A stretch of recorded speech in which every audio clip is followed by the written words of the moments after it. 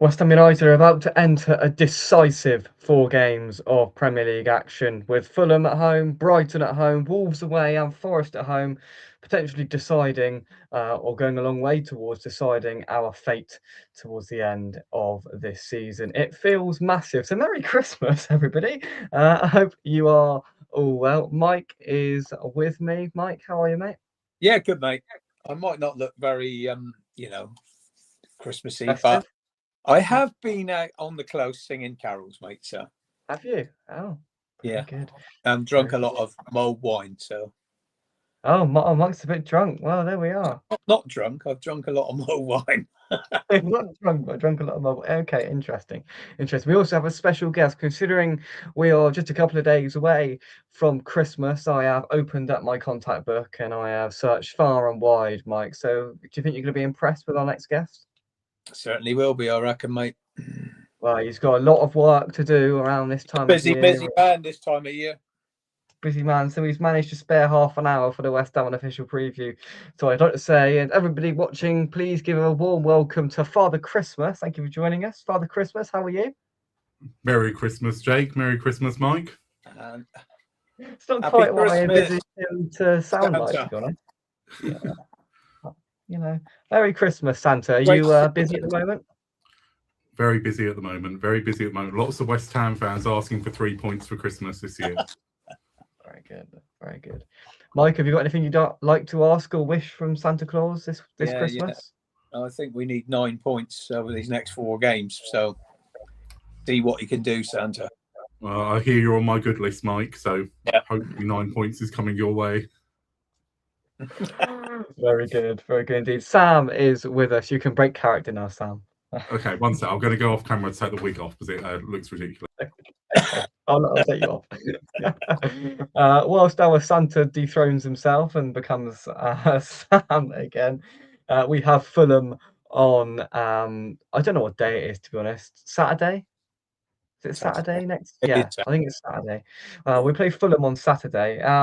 A massive game, Sam. A massive game. Sam, Mike, dearie me, it's me on the mulled wine. A massive game, Mike.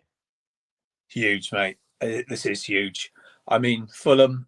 Okay, we got a pretty good record against Fulham. A little bit lucky to beat them. They gifted us goals last year at home, but yeah, this is a must-win, mate. Must win. Otherwise, I fear the worst because then the pressure just comes on too much, and the confidence will be absolutely sapped if we don't get some decent sort of result against Fulham. Absolutely. Sam joining us. Thank you very much indeed for joining us. Sam, how are you? Thank you. Sorry, I'm late. That's all right. No, I'm good. I'm good. Thanks, mate. I'm good. How are you? Yeah, not bad. Not bad at all. Just echoing what I asked Mike there, Sam. It's it feels monumental, doesn't it? Yeah, I was writing down stuff before, and I was like, it feels must win. I was like, how many times have we said it feels must win? Then you look at sort of over our next few games, and actually Fulham, this might be the hardest, maybe, but I think we definitely can't lose.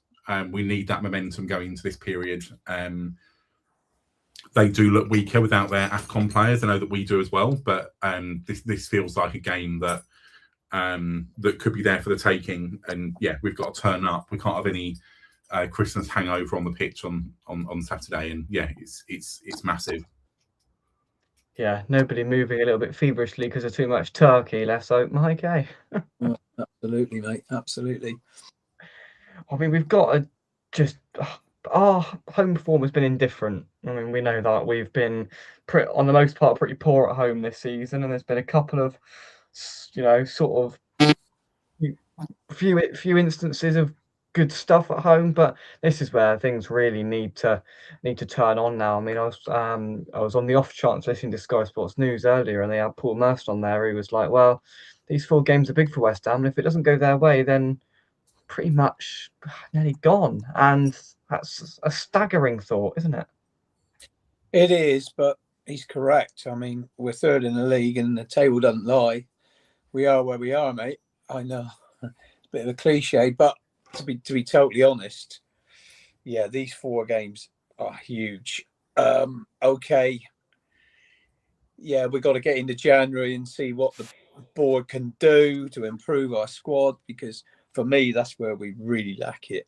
I think we've got 11 decent players, but we've just got nothing to change a game in a game situation where we maybe need to defend or we need to attack. I don't think we've got anything to come on and strengthen us. So I think substitutions are just being made for the sake of it. And, you know, you look at them and you think, oh, what's the rhyme and reason in it? Maybe just to bring on fresh legs, but it doesn't give us any confidence when, we look on our bench and we see what we got, and the teams that are just above us, they've got a lot more than we have as a squad at the moment, and that's what we need to improve.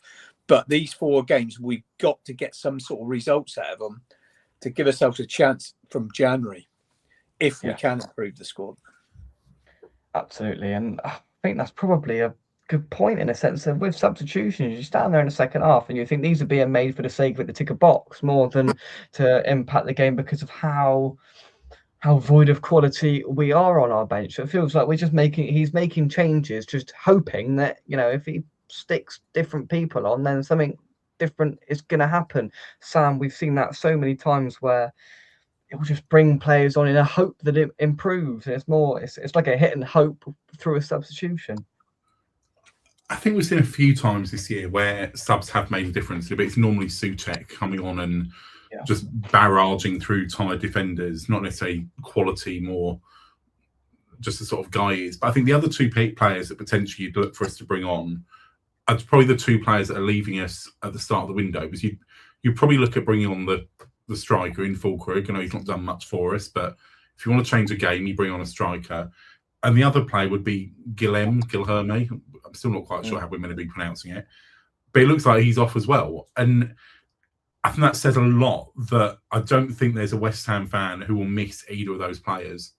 And yet they're probably the best 2 on paper anyway of our bench. So hopefully we can get them cleared out nice and early, and we can replace them nice and early. And I hope that whoever it is that's running the transfer show at the club at the moment, and let's face it, if it goes well, we'll say it's Nuno, and if it goes badly, we'll blame the board. But whoever it is that's doing that at the moment, I hope they've got that plan. It isn't just we're going to clear out these players and then we're going to try and find someone. It's we're clearing out these players because we want to sign these 2, 3, 4 players. I've seen rumours of Sterling this week, and it worries me that we're looking at Sterling on loan. But is he an upgrade on Guilherme? Probably. Is he going to be desperate to try and get into the England squad? Probably. So he could be a Lingard, but he could quite as easily be a Calvin Phillips. Very good. Do you know what I'm thinking? Who's he going to go with for the really crap transfer January signing? Calvin Phillips probably fulfills that quota.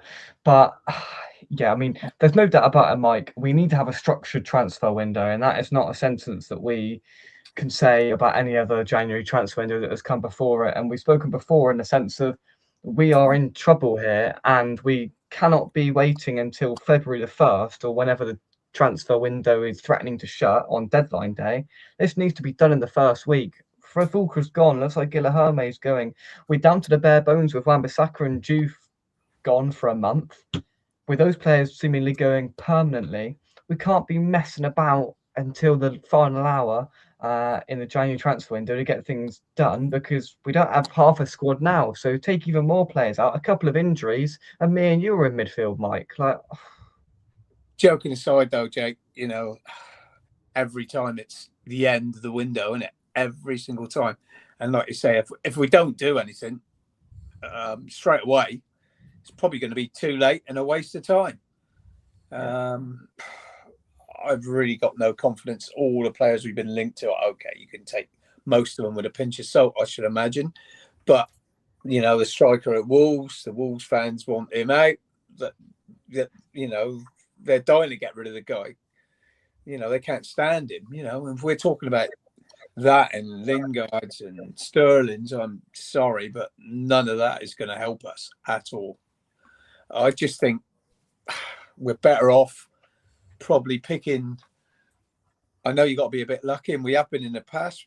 Players from the Championship, i.e., Bowen, obviously is the one that stands out, but players that, okay, like I'm not looking forward to going down, but players that maybe got a chance of getting us up next year, as well as keeping us up.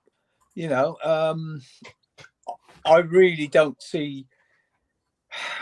I don't know what they can do, really, to be totally honest, aboard at the moment, because a lot of players aren't really going to want to come to us, are they? Let's be honest. Well, exactly. We've got Let's to be weigh totally. up the scenario of, are these people going to come to us? And the transfer strategy is awfully predictable. You can, and Sterling, all these people, and Traore.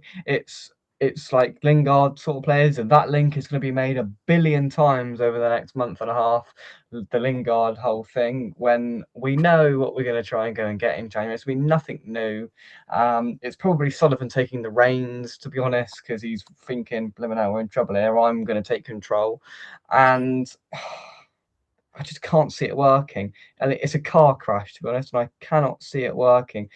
I'm talking in the chat here about how many points for the next 4 games. 7. 7 doesn't cut it. It needs to be 9 at least. Like, we need these 4 games before we start then going into Spurs, and other big teams will be around the corner. Right, okay, Brighton are a decent side on their day, but they were incredibly beatable the other week at their place. Fulham at home is a winnable game. You've got to beat Wolves away, and you've got to beat Forest at home because they're around us. It's non-negotiable, Sam. Yeah, I think 10. To be honest, I don't think we should be losing any of those games.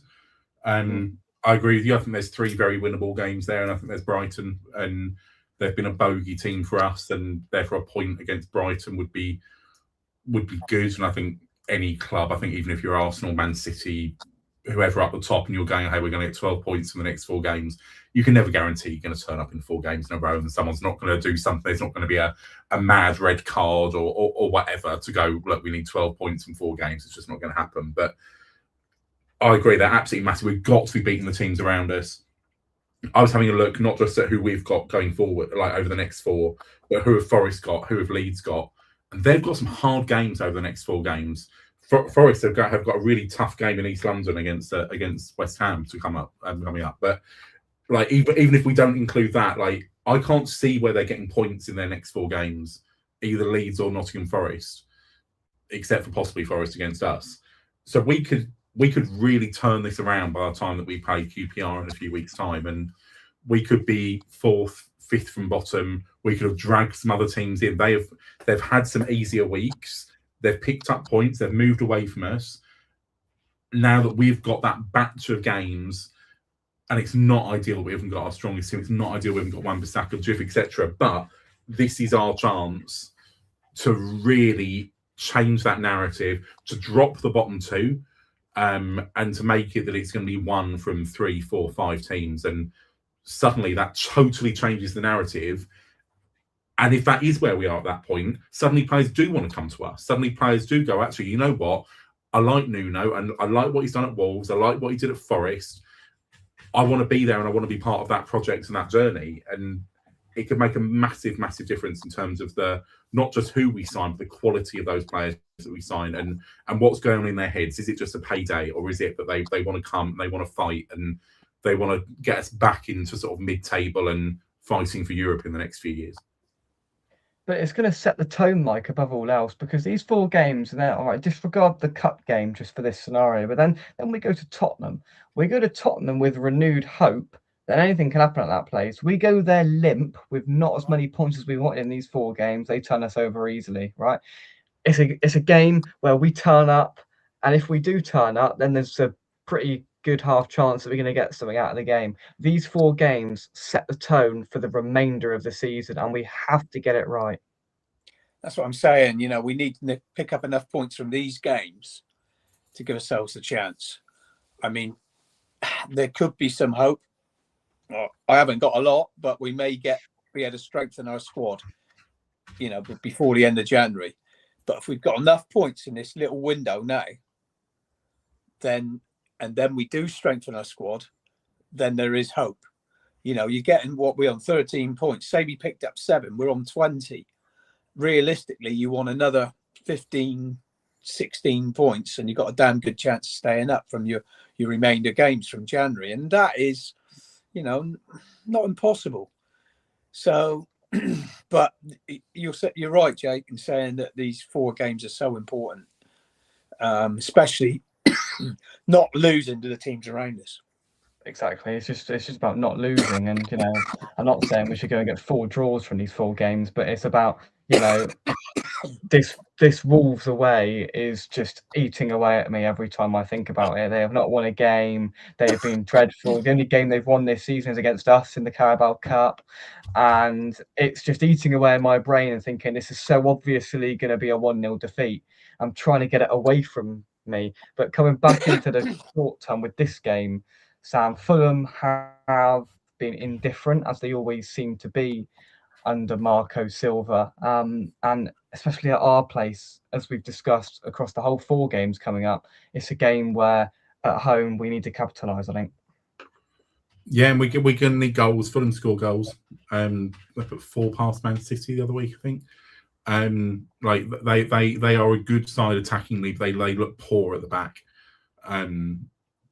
which is probably the opposite to us. No, sorry, the same as us. That we look like we can do something going forward. We need to finish better, but we look poor at the back.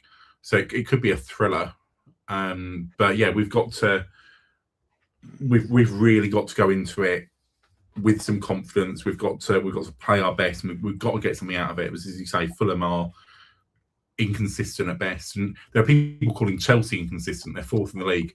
Fulham are the real epitome of inconsistent. And again, if we beat them, we start to drag them into this battle for one of those teams that's going to go down. Bournemouth and Brentford play each other at the weekend. Whoever loses that is dragged into this if we win. If we lose, it makes no difference to them whatsoever. One of them just moves further away. But if we can win, we can really start getting some teams worried. Yeah. I mean, it's just 10 points that separate us in 18th to, Newcastle in 11th. And I'm not suggesting Newcastle are in a relegation battle, but they're on the same amount of points as Fulham, and Tottenham are on 22.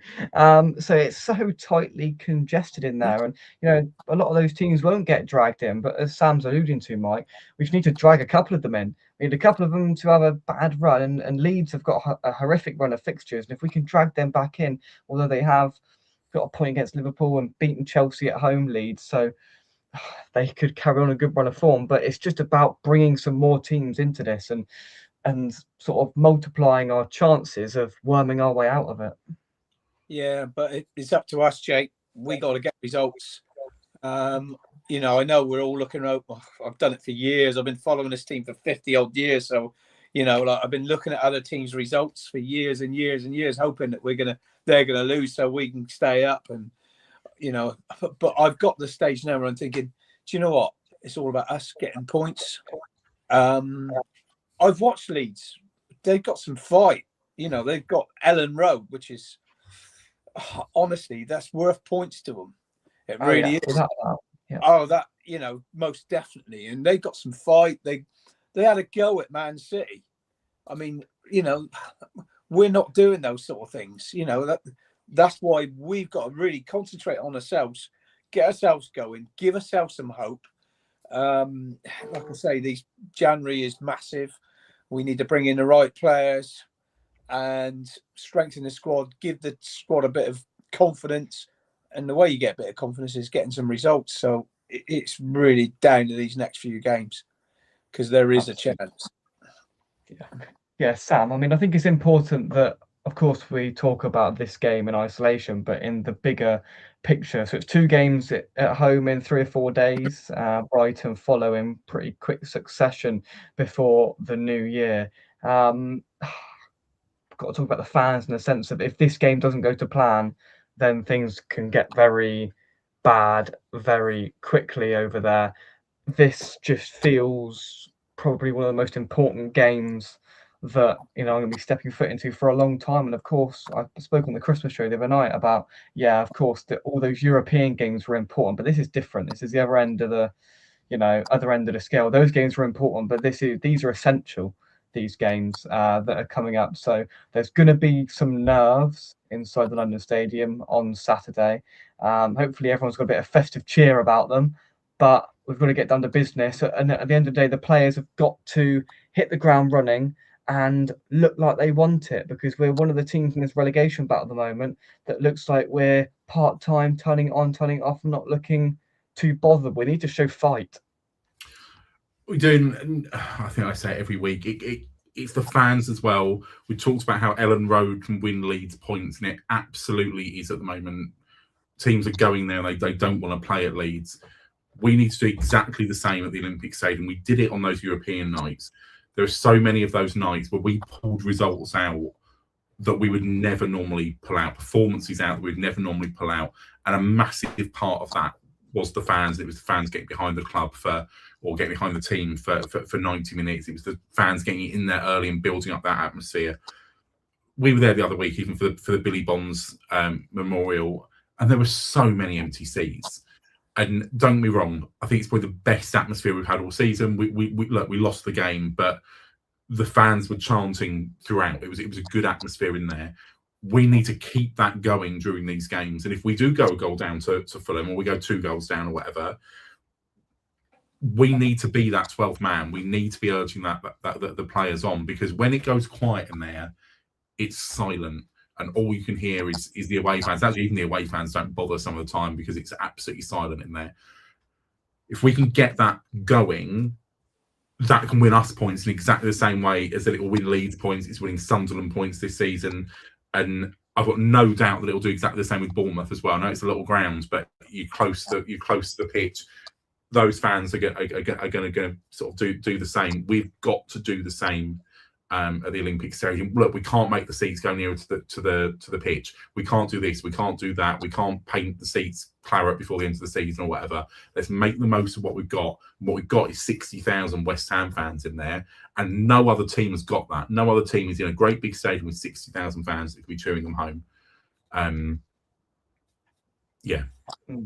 Absolutely. Yeah, I mean, I think the fans are really beginning to realise that, I mean, relegation would be catastrophic for West Ham in many, many ways, like financially, socially, bloody in every way. It would be just a disaster, Mike. But we've got a couple of players out, fullbacks, they're gone for a while.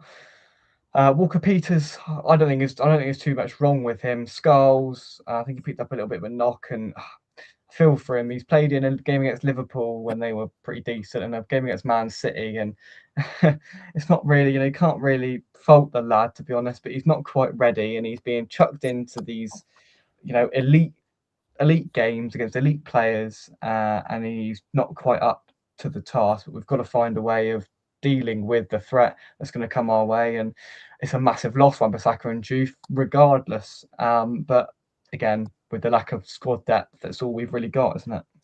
Exactly, yeah. I feel sorry for Ollie Scholes. He's been thrown in the deep end. A lot of his games have been at Man City, at Arsenal, I mean, Yeah. They've been a lot of big games at Liverpool, the poor lad. In hindsight, it'd be a lot easier if he was sort of brought on here and there for 20 minutes against, lesser opposition than that. But he's been needed to come into some of these games, and he's done all right in some of these games, but he's also been found out. And that's what we find with young players. I mean, it's inexperience, full stop, when you're up against players like what Man City and Liverpool and Arsenal have got, they are high quality. There's no doubt about it. We are not near them in standard, full stop. So I felt sorry for Ollie Scholes, really. He has been thrown in the deep end, and everyone's saying, oh, he's not, he's not good enough, blah, blah, blah. But hang on a minute. Just look where he's been put. I mean, Yeah. look at the starts he's had. It's been tough for the lad. Yeah, I mean, I don't think Duke's been really ripping it up, to be honest. He's done okay, and he's had a couple of decent games. But some poor games as well. Yeah. He's had a couple of games where defensively he's been not really up to it. So it's a difficult one, really. I'd love to see Ollie come in and have a great game. I really would. Walker Peters is, like I say, steady. He'll always do a job for you. Experienced at that level. we just got to get through these games without Wan-Bissaka and Doof. I don't know. And Mayers may get a chance. He may get a chance, and he's done okay. To be fair to the lad, he's done okay. So I don't know. Yeah, we are missing 2 fullbacks, which is difficult, really, especially the way Nuno wants to play. Yeah, I think the fullbacks are quite important. So absolutely. they Yeah. are a bonus. I think with Scholes, a little bit of perspective has been lost, to be honest, because people are sort of forgetting that 12 months ago, he'd never played a game for West Ham. He came in the January of this year under the lights at Villa Park for Graham Potter's first game in charge of the club. Since then, as Mike said, he's played against Arsenal, he played against Liverpool, he played against Man City, and he's had spells out of the team, and he always seems to come back into the team against a big, massive club with brilliant wingers that are well renowned. And, he's a good player. I think he's had his dodgy moments, and who doesn't against Mo Salah at Anfield, for goodness sake? Well, maybe not anymore, but back in his heyday, maybe. But yeah, I just feel that I feel sorry for him in the sense of he's massively been chucked into the deep end, and if he isn't injured, he's going to play again on Saturday. All right, it's Fulham this time around, but there's some big games coming up, and it's going to test his character. It's going to test his resolve for sure. Let's go on to score predictions then. Sam, how confident are you feeling? I think whatever happens is going to be by goal. Fulham seem to win or lose games by a goal. They don't seem to draw games either, so I think there'll be a winner. I'm going 2-1 West Ham. Sorry, Jake. I can see that you wanted that one. Brilliant, thank you. Yeah. Now I've got to think on my feet to think of what I want to do, and Mike's thinking as well, because Mike was going 2-1. I could see it in his eyes that he was going 2-1, so he's nicked both of our predictions. So now I'm going to wait a little bit of time whilst I think in my head of what I'm going to go for and what Mike would go for, and I'm going to echo this by 1 goal. And Mike's had a drink now, so it might feel a little bit more expansive. No, I've got two score predictions in my head, and I'm going to go that Mike is going to go West Ham 1, Fulham 0. 3-2. 3-2. It's my second option. There be goals, mate. We always concede. I'd love to see us keep a clean sheet, but we always concede. But we're going to have to go for it in this game, and we're going to have to throw bodies forward, and we got to go for it. So,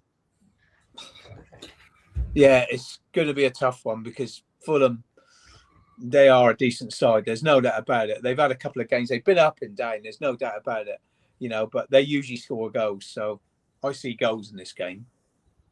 There we go. 0-0. Nailed on then. 0-0. We've all predicted a West Ham win, so let's hope that confidence carries on into the pitch. What we do for those couple of gentlemen behind Mike there in a relegation battle, what would we do for a couple of players of the calibre of them? But let's take some of your score predictions. 2-1 is very popular. That's what people are going for. So, Sam, you got in early with that one. But yeah, what is a clean sheet? I'm not entirely sure. Mike, are you wandering around for an early bird pint? I can't. Well, I mean, Dad's coming up, so maybe. You're buying. I'll be there, Jake. You know that. Well, it depends how much money I get at Christmas, doesn't it? I'm sure Santa will be looking after you, mate. Let's hope so. I heard him. He was here a minute ago. I heard that Jake's on the naughty list, though, so who knows? Is he? He's on. That's what I've heard. Unbelievable. The under 21s just won 5-1. I think they were playing, was it Aldershot they were playing, or a team like that? But they've won, so just chuck all them in because they're better than the crap we got at the moment. But there we are. That is our match preview. It is our final show before Christmas. Sam and Mike, I hope you have a fantastic. Well, I mean, Sam, you're going to have a busy old couple of days now. But I hope you have a little bit of a relaxation period after your shift is done, Sam. Yeah, I'm looking forward to being done for Christmas, and then a few days nice and peace and quiet before heading down to the London Stadium for the Fulham game. Absolutely, Mike. Have you finished work for Christmas now? Are you done, or are you in tomorrow? Tomorrow lunchtime, mate. Then. Yeah, probably at the pub. That's the spirit. Thank you very much, everybody who's watched the match previews through 2025. We'll have one more coming your way before the end of the year, with Brighton coming to the London Stadium just before we say goodbye to 2025. But from us, come on, your irons, have a very Merry Christmas, and we will see you soon right here on West Merry Ham Christmas Unofficial. all. Thanks very much. Merry Bye-bye. Christmas.